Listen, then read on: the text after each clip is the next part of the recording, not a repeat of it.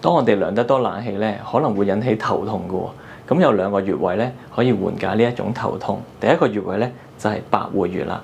咁百會穴咧位於頭嘅最高點。咁點樣揾咧？就係將耳尖連線同埋正中線嘅交界，就係嗰個百會穴啦。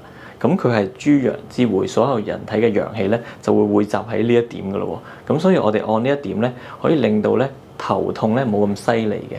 咁因為點解有啲人會頭痛咧？就係平時佢已經有一啲緊張性頭痛啊，頭皮比較緊張啲啊。咁到咗傷風感冒或者係冷氣吹襲嘅時候咧，佢就會咧比較容易頭痛啦。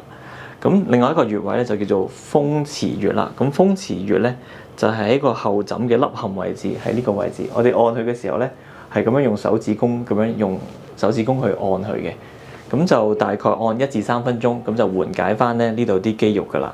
咁呢兩個穴位咧可以夾埋咧去預防啦，或者係減輕到咧因為吹冷氣而引起嘅頭痛病症嘅。咁如果你嘅頭痛持續嘅話咧，咁可以諮詢翻咧你哋嘅註冊中醫師咧，去睇下係咩原因啦。